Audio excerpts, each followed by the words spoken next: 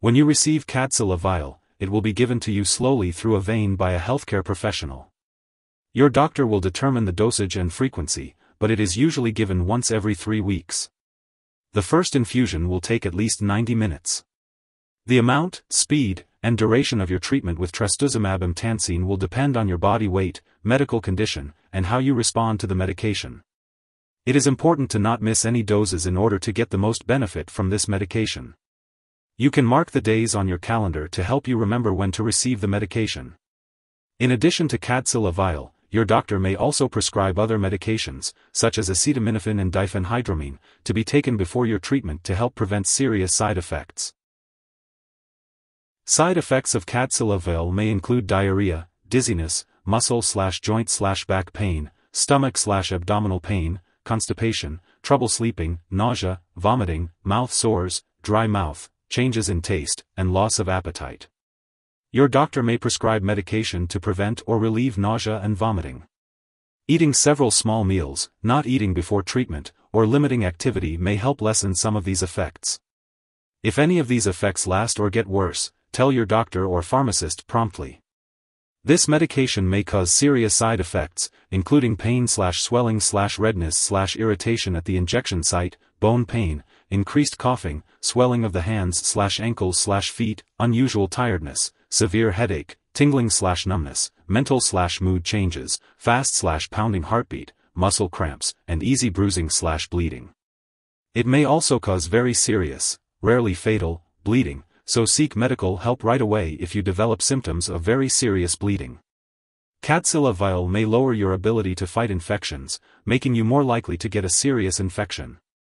Tell your doctor right away if you have any signs of infection, such as sore throat that doesn't go away, fever, chills, or cough. This medication can sometimes cause serious lung problems. Tell your doctor if you experience chills, fever, flushing, wheezing, shortness of breath, nausea, headache, dizziness, fainting, rash, or weakness. Trastuzumab emtansine can cause a rash that is usually not serious, but you should tell your doctor right away if you develop any rash. A very serious allergic reaction to this drug is rare, but seek medical help right away if you notice any symptoms of a serious allergic reaction, including rash, itching/swelling, severe dizziness, or trouble breathing. This is not a complete list of possible side effects. If you notice other effects, contact your doctor or pharmacist. Before using Kadcyla Vial, it's important to tell your doctor about any allergies you may have. This medication may also interact with other medical conditions, such as previous cancer treatments, heart disease, and liver disease. Kadcyla Vial can also make you more susceptible to infections, so it's crucial to avoid contact with anyone who has a contagious illness. Additionally, it's important to be cautious with sharp objects and avoid activities that may result in injury. This medication can also cause dizziness, so it's essential to avoid alcohol and marijuana. It's also important to inform your doctor about any other medications or herbal products you may be using. If you are pregnant or plan to become pregnant, it's important to discuss reliable forms of birth control with your doctor. Breastfeeding is not recommended while using Kadcyla Vial. It's important to be aware of potential drug interactions when taking Kadcyla Vial. These interactions can impact how the medication works and increase the risk of serious side effects. Make sure to keep a list of all the medications and herbal products you are using and share it with your doctor and pharmacist. Never change the dosage of any medicines without first consulting your doctor. If you will be using an anthracycline after stopping Kadcyla Vial treatment, it's recommended to wait at least 7 months if possible. Certain medications can affect the removal of Kadcyla Vial from your body, which may impact its effectiveness.